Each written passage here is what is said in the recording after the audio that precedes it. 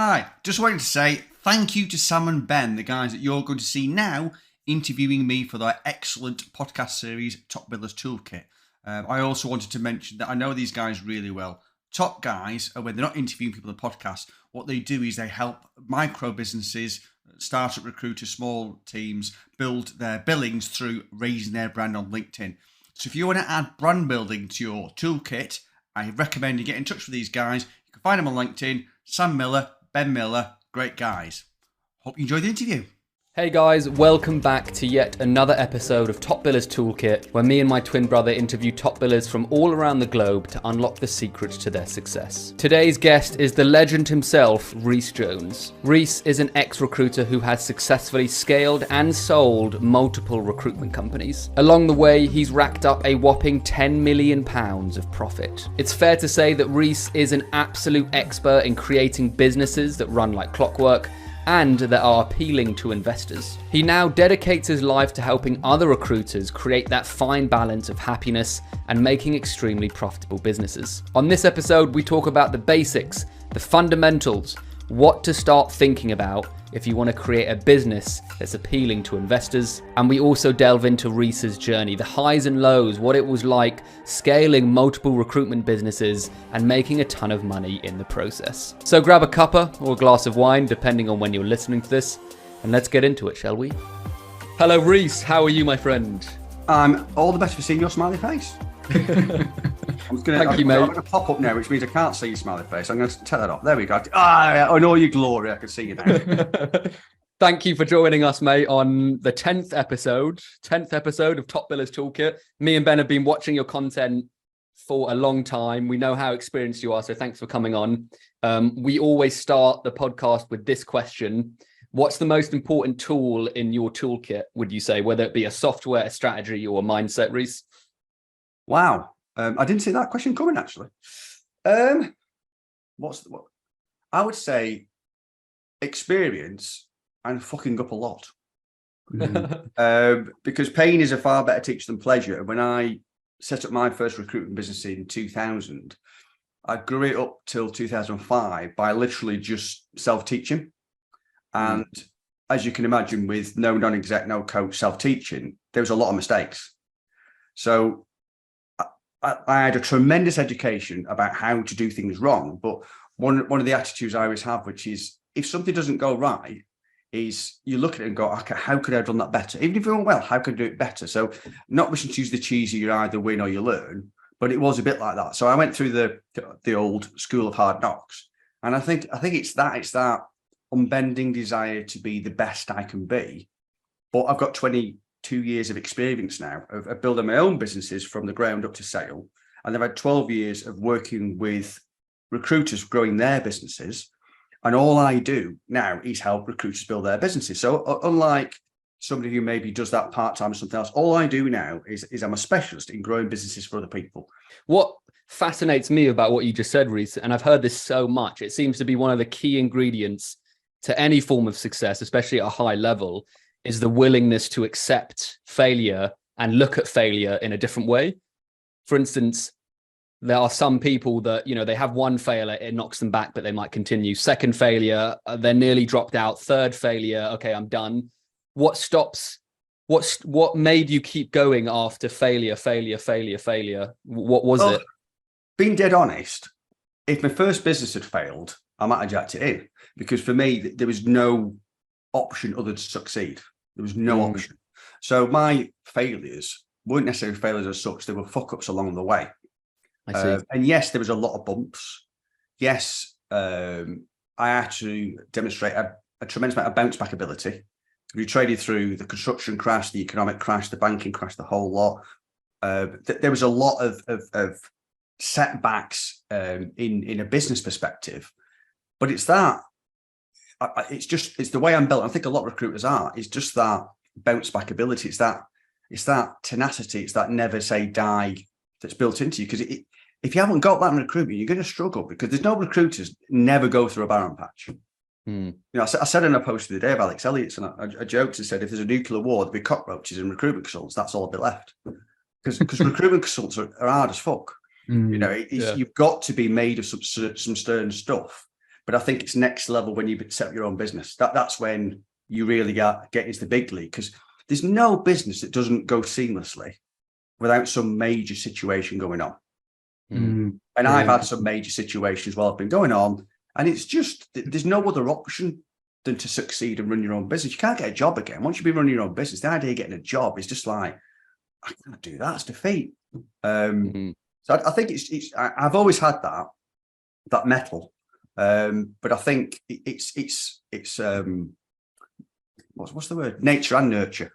You know, and I had it in my nature when I became a recruitment consultant, but bloody hell, during the 10 years of being a recruitment consultant, I got kicked in the nuts so many times. You know, people not turning up for jobs and, you know, going through a barren spell for 2 or 3 months. You know, you go through the school of hard knocks and you just get used to it. I suppose it's a bit like with your Brazilian jiu-jitsu. You get used to getting thumped. At first it hurts, but after a while you just get used to getting thumped and you just get on with it. Really interesting. I think I definitely would agree with you 100% after working with recruiters as well. There's a lot of resilient recruiters, but there's very few recruiters, correct me if I'm wrong, Reece, that actually end up building, scaling a business, being able to sell it, or even just being able to step back. So I know this is what a lot of our listeners are going to be thinking. You have done this successfully multiple times. If I'm a recruiter, if I'm a one-man band, if I have a small team and I'm thinking about selling or scaling my business, where the hell do you even start? Like, it seems like a minefield. It almost seems quite impossible when you think about it if you're staring at it at the face on the early stages. So where would you start? Is that setting up the business or scaling it, or both? Scaling it. Scaling it. Again, it's a tough question. With scaling it, you've got to accept that you will need certain processes, and recruiters hate the term process, but you've got to have repeatability. So what you can't do is just hire a room full of recruiters and go, off you pop, everything will be all right. That won't scale. You'll get to a finite limit. So you have to have processes. You have to have a process for how you attract people to work for your business. That's a strategy. What's your selection process to get in the right people? How do you manage people? Other parts of the business, like how people use the CRM. You've got to have repeatable processes, because with scaling, once you've got to, let's say, 20, 30 staff, you should really have all your processes lined up. And all you've got to do is do it again, do it again, do it again, do it again. So getting to the 20 to 30 is the hardest bit. But once you get to that sort of level, some people can wing it and get away with it. But if you've got your processes in place, it takes years to get your processes in place. Once you've got your processes in place, it then becomes dead easy. And that then fast forwards that if you do want to sell it, because it's repeatable, because it's got its processes, it doesn't need you to run it, because it then becomes a machine. And that's how you scale a business, is by turning it into a machine and make it mechanized to a degree and not reliant on the people in it. Now, the people in it are critical, because recruitment is a people business, obviously, but you want it to be as removed as possible from the skills of the people within it, that you've got a repeatable process. So you have a proven process for attracting people to work for you, a proven process for the selection of the people, a proven process for the induction, a proven process for the management and the coaching and the development. And you've got all these various things that you have to put in place.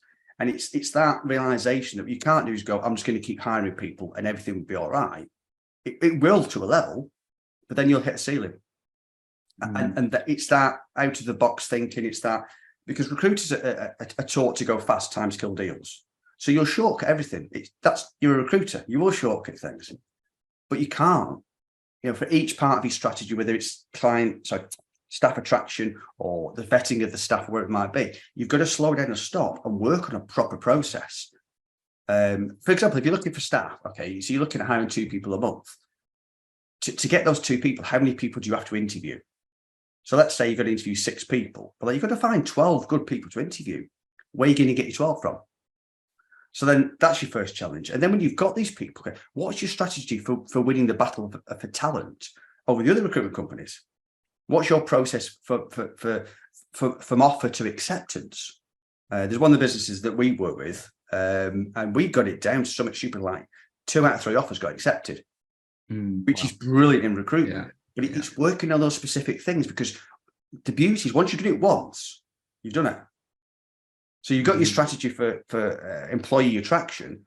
Yeah, you'll finesse it and you'll polish it as it goes along. But once you've done it, That's your first building block.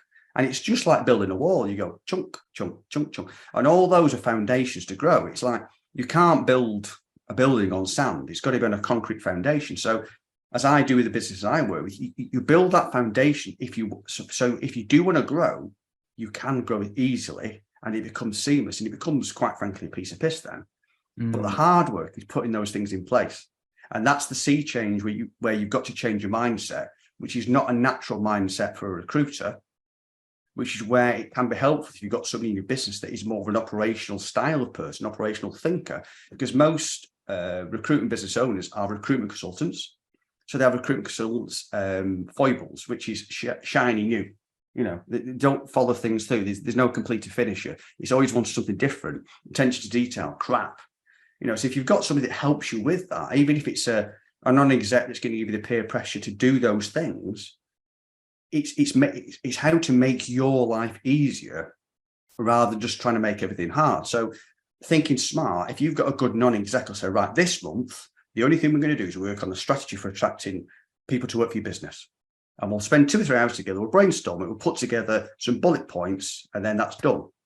So, and then next month you can do something else. As long as you're doing one thing, but doing it right and doing it properly, and it's in place, then you're on the right road then. Really interesting. I'm guessing there's a number, you kind of mentioned a few of them there, Reece, a number of different processes to scale up to say 30 people when it gets a little bit easier. If you were to kind of select or cherry pick the most important processes that you tend to start with, ones that are just absolutely integral, could you categorize them in terms of where you would start with most business owners? I'll tell you what, I felt I've been interviewed. Good job. These questions are really the biggest barrier to growth for any recruitment is staff attraction and retention. It's ironic, isn't it? Yeah, which is nail on head. It's like we're a fucking recruitment company, I'd say. So it's attracting the right staff. It's getting them to join the business, and then it's retaining them. So those are the cornerstones. You know, I've got an obsession with marketing, which we share because obviously you're brilliant at marketing. If you make your environment an easy place to make money, it kind of helps the other two, because people want to come and work for you if it's an easy place to make money, and they don't want to leave because it's easy to make money.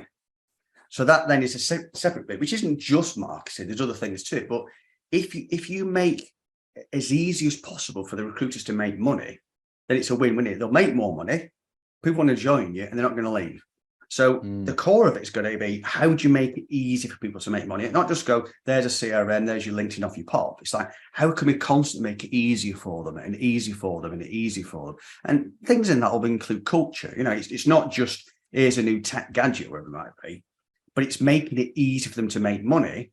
But then, like I say, you've got to have a good employee attraction strategy.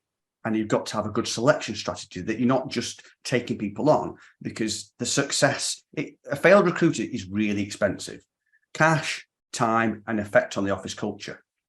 So you constantly, every time somebody joins your business, they don't work out, you've got to look in the mirror and go, right, what did I do wrong there? Because ultimately, it's my fault. I hired them and I bedded them into the business and they didn't work out. So was my selection shit? You know, was my coaching shit? There was something there that was wrong. Fair if they weren't right for us, but you can't blame them because you bloody chose them. So it's constantly reassessing what you can do better. And going back to what you said, what's in my armour is that I'm never satisfied that something's good enough. You know, we've always done it that way. It's good enough. Bollocks, nothing's ever good enough. You know, you can always do better. But those are the three aspects: is the staff attraction, retention, and making your environment easy to make money.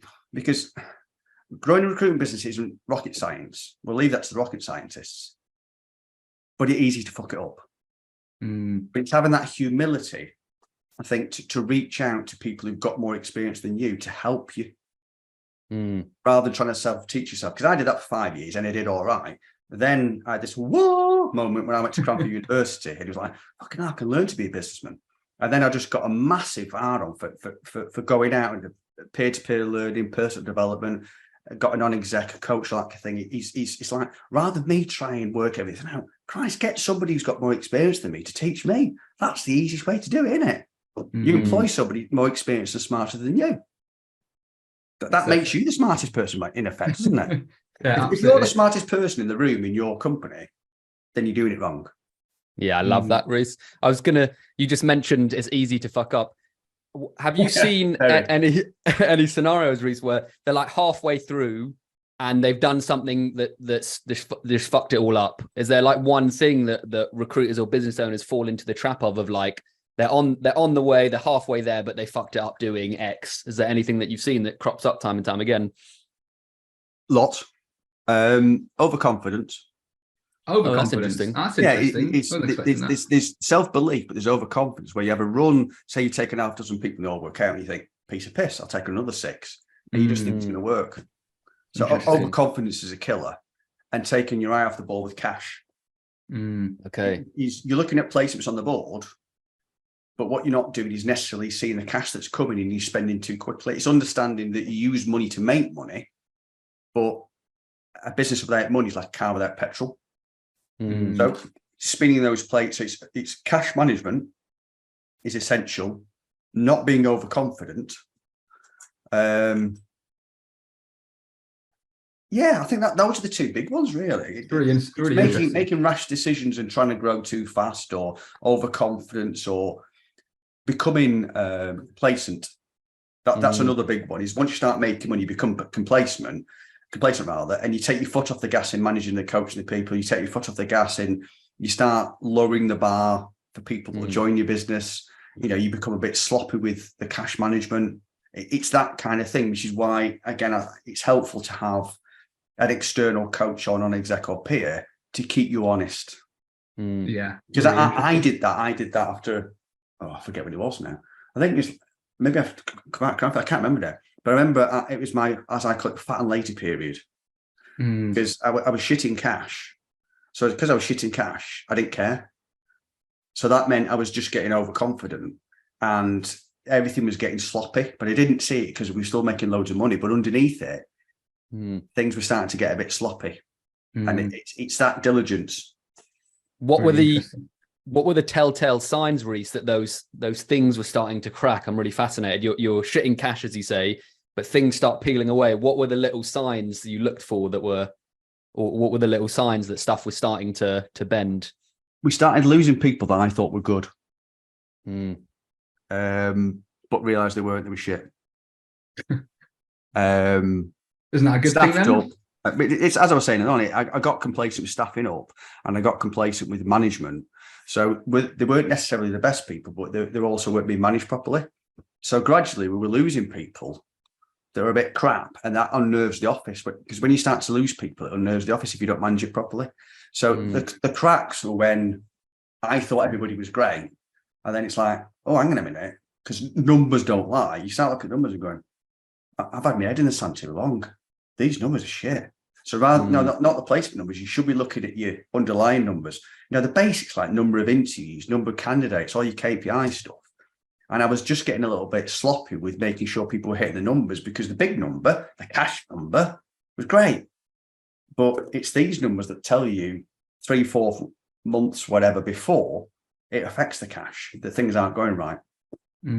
I'm really fascinated, Reece. You're obviously an expert in scaling businesses. You've done it very successfully, made up to 10 million. I think it was a crazy amount. I want to give people a bit more of a reality check of what it takes to scale a business, because let's just imagine I'm a solo recruiter, or I've got a small team. It's ticking over nicely. It's profitable. Now I need to make it into something that is appealing to an investor. How much do I need to change as a person? Is it a lot more work? Do I need to shift my mindset? Is it a completely different ballgame doing that? Or is it something that's close to what they've been doing already? Can you give people just a bit of a reality check of what it's going to take to do that? Well, there's scaling and growing a business, but there's growing a business for sale.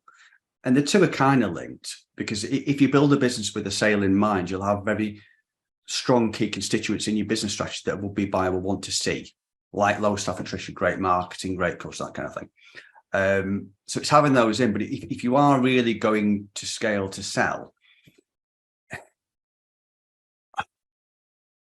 I think it's being smarter to know your limitations. That's interesting. And knowing what you're good at. Because I remember speaking to an MD once, and he was feckless. rubbish completer finisher, always late for meeting. I was like, how on earth do you make so much money? And he just said, well, I employ people to do the stuff I'm shit at. I have the great idea and they give it to somebody else. Mm-hmm. And it's knowing what you're good at and focusing what you're good at, and then hiring the right people and hiring the right, if you're going to take a business to a serious level, hiring the right people at the right time and a big dollop of luck makes a massive difference. But it's also talking to somebody about what a would-be buyer would want to see in your business to make sure that you grow that into business as you go along. You can't retrofit it. Like we had a crap CRM system, and I wasn't necessarily taking the business there, but I realised that was an issue. To retrofit people, putting the candidates on attributes and properly was a bloody nightmare. So it's understanding what a would-be buyer would want to see and making sure that you sort of follow that blueprint, because that's the blueprints we do with businesses that we set up and grow. Is follow that blueprint. So if they do want to sell a business, they're going to get the best money for it. And it's having those things in it as you go along. But as a business leader, it's maybe knowing when the time is right to get people in that are going to take full ownership of parts of the business that they'll take off you. And a phrase that I was told by my previous non-exec is you've got to let somebody else play with your training set. Because I had this train set I built myself. I had these people coming along, and he was saying the problem is you don't like them playing with your train set. It's like you've got to let them play with it. You know, it's not yours anymore. If you really want this to grow, you've got to move away and trust people and empower them and give them responsibility, because they'll rise to it, and you can't do it all on your own.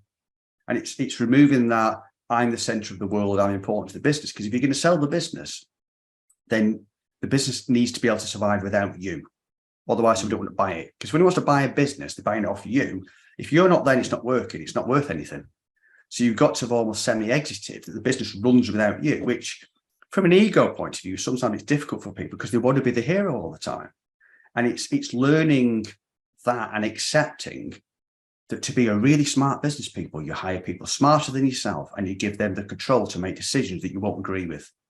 And accepting the fact that they know more than you, or allow them to make the decisions, and occasionally they'll fail, but it's better than making decisions and getting something wrong than being paralyzed to not make the decisions because you're making all the decisions, and then you become the blockage. Because if you make all the decisions, eventually you haven't got time to make decisions. So it's understanding how your role will change, but working with what you are good at in that role. Because it may be that, I want to be a great strategist, but you may not be the great strategist. Maybe somebody else is better than that, or I'm great at the commercials, whatever it might be. It's understanding what you're good at and hiring the right people at the right time. And there's a big dollop of luck. That's really fascinating. Can we go a bit more into your story as well, Rhys? Because I found that fascinating, especially at the point where you sold your company and there was that weird period of like, and then you went to Thailand. We had a chat before this, so I kind of know it. But would you mind just explaining a bit of that story? Because I think there's a lot of lessons in that for other people as well.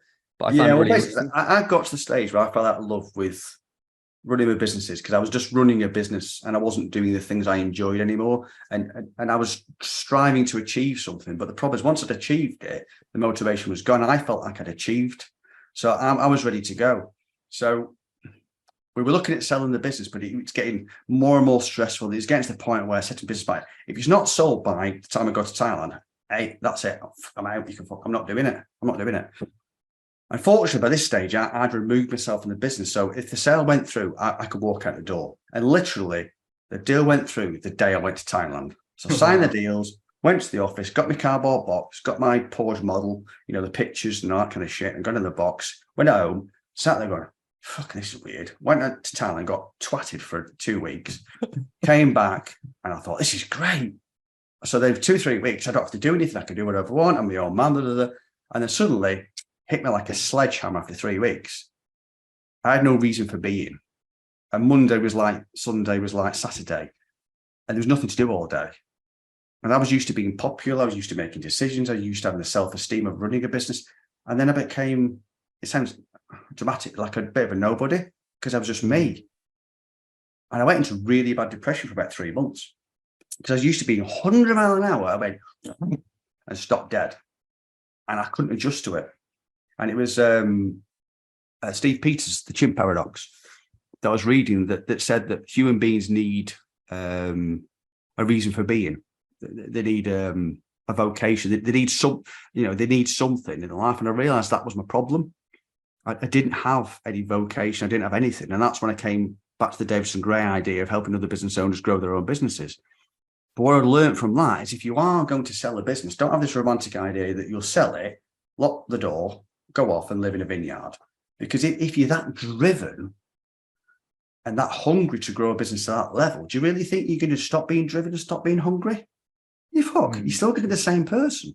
So if you're going to do it, slow down for starters, start to remove yourself from the business day to day. So you're doing less and less hours, you're involved less and less in the office, and sort of almost wean yourself off it.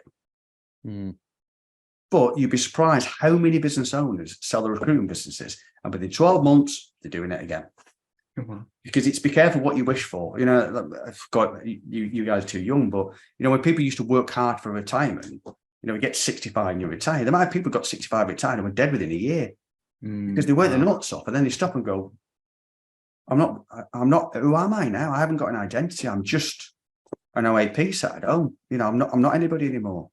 And it's amazing how that changed, which is why I don't necessarily advocate selling businesses. I advocate getting to the point you can sell them should you want to, but then fall into a sort of a CEO style situation where you're involved in the business, but people run it for you, but you still got the decision making, you still got the flow of cash, because you only get between 4 and 8 times profit if you sell your business. But if you've got an earn out where you need to be here for 2 years, you're not getting that much. But if you tie people in, it's your pension, but it also kind of keeps you occupied while you find other things that you want to spend your money on, your time in, or whatever it might be. And I've heard so many stories of people that have built really successful recruitment businesses, sold them, and then had either a worse depressive situation than I had, or a very, very similar one, but lasted longer.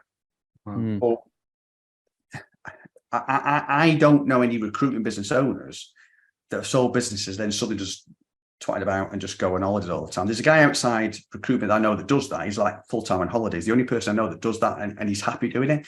Everybody else I know, they want to go back to doing something, whether it's non-exec or investing in new businesses. They need to use their brain. You've got to be driven. And it's slowing down at a pace that you can handle, because it's hugely stressful selling your business. So you're going to work your tits off to get to the point you can sell it. Then when you're selling it, that's really, really hard work. So that's even more hard work. And then suddenly, pop, and it's gone. And it's not easy for people. It's one of those that you think, surely it can't. It's like, they say people who win the lottery aren't happy or win the pools. Well, the vast majority aren't, and that's because it's true. You can't imagine why that will be, can you? You suddenly don't have to work anymore. You've got loads and loads of money. You don't have to go to work. Why wouldn't you be happy? Well, it's just that's the way you built if you're a business owner. Yeah, it's not always the case, but my advice to anybody that's going to sell the business is what I said, which is try and move yourself out of the business that you're not involved with it, so you're kind of getting used to slowing down and not necessarily being involved. And better still, probably not necessarily sell it. Interesting. What size do you think you can do that, step away and still have a good income? I know that's relative to how much you want to earn, but do you think stepping away at 30 heads is, you could live off that for years to come? What's your opinion in terms of profitability, Reese? Well, I think one thing is a very pertinent point is how much you want to earn. Because there's people I know that aren't involved in businesses earn £250,000 a year. They're happy with that. You do need a critical mass, because let's say, for example, you've got 10 people in the business and you're removed from it. If you lose 3 or 4, you're down to 6. That's precarious. But there is a critical mass size. The smart thing to do is if you've got some real key people in the business, tie them in with some shares. So they don't want to leave because they've got involvement in the business. They don't want to leave. So that's a very smart idea. But to what it's difficult to say. I mean, it depends. You've got to have multi-level management to a degree. You have managers of teams, and then you've got to have above it managers of the managers. So you'll need that for starters. So if you're looking at maths on that, you're probably looking at about 20 people, something like that. And that's a similar level if you're wanting to sell the business, because you can get an out of the blue trade acquisition of a 5-person business because they want to move into a certain market, they can't get into it, so it's cheaper to buy a business. But if you go into market, which we did, and you go into a corporate financier and they're taking a business to market, the critical mass tends to be a lot bigger. So unless there's somebody who really fancies your business, then you've got to go out to people looking to acquire businesses in general. Looking to acquire businesses in general, they're looking for businesses that they know aren't going to fall apart and also can be scaled and a nice safe bets. Because if you're buying a business, then if you're spending, because you're not going to sell a business unless you get above $1 million for it, there's no point doing it. They're going to spend that much. What they don't want to do is to have it in 2 years falling apart. So it's got to have a critical mass. It's got to have all the stuff lined up that you want, low staff attrition, so on and so forth, and maybe be in a market that they want. Because it's not as easy to sell businesses as you might think. You don't just, corporate financiers are the people that sell it, go to corporate finance and they go, yeah, I've got loads of people. It's not as easy as that. It's actually a lot harder. If you were to start your recruitment business all over again, I know it's a big question, Reece. If you were to start it from scratch, how would you do it differently in terms of scaling it and selling it on? Is there any key things that you're like, shit, I would have done that differently. I would have done that differently. That would have made my life easier. And does anything come to mind? Yeah. Without a shadow of a doubt, it would be getting somebody experienced involved in the business very, very early. Very early. I mean, what Davis and Gray do is we set up recruiters in business, and we have a support structure. We have our operations team, we have a finance team, we have a marketing, all the things that you need to make it as easy as possible to grow businesses. But if you don't go that route, it's still getting somebody involved that could be a peer or mentor or coach to help you. It's not trying to prove to the world you can do it on your own. That's a mistake I made, because I'm an alpha, not as much as I used to be. I've calmed down a lot, but I wanted to prove. I had this chip on my shoulder because I left school at 16 without any education. And I want to prove to people that I was smarter, because dyslexia held me back a bit as well. But I just had this chip on my shoulder. I want to prove people I could do it on my own. And that wasn't the clever way to do it.